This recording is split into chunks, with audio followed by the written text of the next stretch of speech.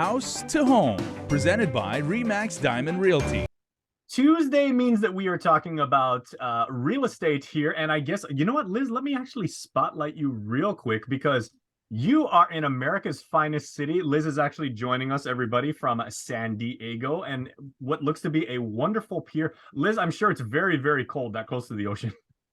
It is cold. We're getting ready to jump on a plane tomorrow morning to head back home where it's nice and warm. It has been really good weather here. And Gina is very, very warm and toasty in her office. And I'm just, I could be anywhere because I'm using the virtual background. But ladies, good to see you as always. And I wanted to talk about two things that honestly have puzzled me over the years. Maybe Gina, I'd like to start with you. Fannie Mae and Freddie Mac, right? It's not just like two clever names and everything like that. They actually represent a very, very significant component force, I mean, if we may, in the American capitalist system. So Gina, what are Freddie Mae and Fannie Mac and how much impact do they have on Guam? The reason they're important is they're the underwriting organizations of the federal government that actually gives the banks the money that they need to keep our mortgages going. Because can you imagine, it'll be like me if I have $100 and I lend out $100, I'll run out.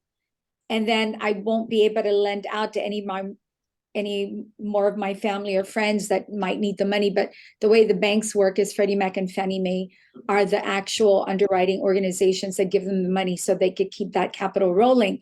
But what's important right now is what we wanted to bring up is over the years, Liz, I don't know how long, but it's been quite a long time that we actually sell properties that were underwritten by Freddie Mac or Fannie Mae.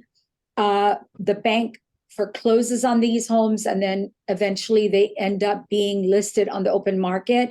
I was, Liz and I just got an assignment this week. And what we notice is when we get an assignment, that means it's almost like once the tide comes in with these foreclosures, we start receiving them. It'll be a group or it'll go on for a year or who knows, but once we receive an assignment, we then start receiving them. So a little bit of a trickle indicates that like the wave is coming, perhaps. Yeah, that's right. The wave is coming for foreclosures. Nice waves behind you too, Liz. Well, Freddie Mac at one time would place it on the market the moment they would get it. Of course, after they've done the paperwork and the ownership goes to Freddie Mac. However, what happens now is they wait for the right of redemption to be completed, meaning they wait for a year for the owner, for the Freddie Mac to actually own the property. Otherwise, if they place it on the market, the right of redemption is still in effect. So after 1 year, the ownership goes right to Freddie Mac. So at that point, Remax Diamond Realty places the property on the market. There is a process. They can't, they have to come to us, the listing agent, and there is a paperwork process to put the documentation together to purchase the property. So they can't just walk in and want to buy it. There's a paperwork process. Freddie Mac is rather stringent with how they sell their property. They require certain documentations within certain timelines.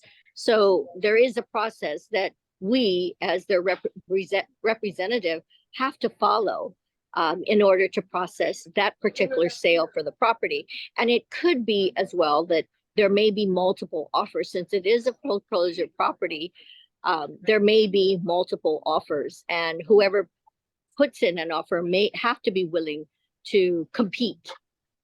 Now, these properties, because they're the result of foreclosure, you may get some very, very valuable property, I would assume, Gina. And it runs the gamut, right? So is this a deal that people need to pounce on? Because I know people like my age, they would always go through the newspaper every day and they would see like, okay, well, a car got repossessed because, like the owner passed away, the owner went to jail, what have you. I mean, there's a million different reasons it could happen. This is not that kind of transaction. It's a lot more technical, like Liz just beautifully said. There are requirements because this is underwritten by the federal government. But Gina, is this seen as like a deal that if you are in the market for property, whether as investment or to find your perfect home, you really need to jump on?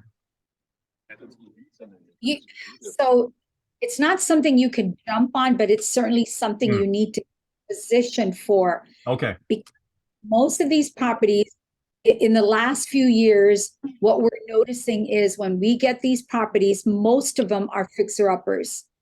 And in order to compete, as Liz mentioned, in order to compete, there are some paperwork that you have to have in order before we can even allow you to submit an offer. Most of these properties are not the way the condition that they're in. They're not going to be financeable if you're not creative. So that's, you really need to talk to your realtor, or if you don't have a realtor that you're already working with, you need to call us in advance so we can get you positioned so that when we open the property up for bids, that you are able to bid. Because with these types of properties, because they're not financeable, they're not in good living, move-in ready condition, you're going to on the financing, because the banks don't typically loan for these types of properties. So, most of the time, 80% of the time, they're sold to investors. But once in a while, we have a buyer that is very clever and has positioned themselves so that they could avail themselves of a mortgage that will work on a foreclosure home, will work on a fixer-upper. Okay, Liz, let me ask you that, because like Gina said, if these are, investor-friendly properties, there's a certain class of real estate investor on Guam, of course, that say, if what Gina says is true, you see the first few foreclosures come down the pike, and that means there are many more coming. Do they actually stockpile these properties and just say, okay, I know that because Gina and Liz said on House to Home that, again, this economic cycle is starting. If there are people like that, should they really be on the up and up and just say, okay, if you're going to buy a bunch of properties, either to flip them or to improve them and, do whatever you want to do with them, this is the time? Well, normally with Freddie Mac, they always ask, is this a first-time home buyer? Of course, I would think that when you have multiple offers, they look at their financial status. You have to prove that you have the money in the bank. Or if, let's say, there's three of you, and you've already been pre-qualified, they look at all that documentation. But again, there are investors who have cash, but sometimes Freddie Mac looks at first-time home buyers and they would give them some preference. So it's just dependent on the strength of their finances. And they always want to see, where's your pre-qualification letter? They want to see your financial, like a bank statement, for example, to show that you have the monies and that you can move forward.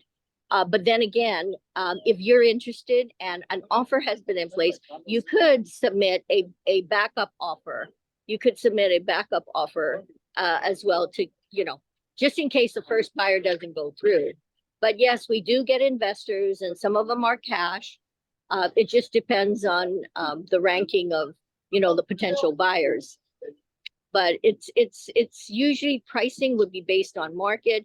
Again, as Gina put it, the condition, some of them are habitable and the banks will finance if it is habitable. If it isn't, then it's out of the question. Go ahead, Gina, final word.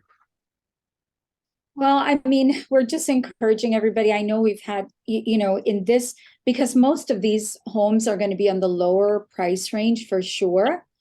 And, if you're interested in taking advantage of the market, honestly, my mom has 3 siblings, and this is a long time ago, maybe 20, 25 years ago, they actually were able to buy homes because back then they took advantage of these foreclosures. We were able to get creative and put loans together that made it possible for them to buy foreclosed property that were not in livable condition. So it is possible, but we got to do a lot of legwork. So if you're working with a realtor, talk to your realtor now. If you're not working with a realtor, call Liz, call myself, and we will put you on the right program. We'll get you connected with the right lender that will be able to offer you a loan that will finance foreclosure homes that are not livable. It is still possible. But like I said, we've got a lot of work to do in advance, and we're happy to help if we can. And as most things, as the two of you have really well educated our audience here on Guam, it's another opportunity, and opportunity comes in many different forms, and this is one of them. So it helps to understand about it. So Liz and Gina, thank you so much. Liz, fly home safely. I cannot imagine how many hundreds of thousands of frequent flyer miles you and Uncle John have accrued at this point.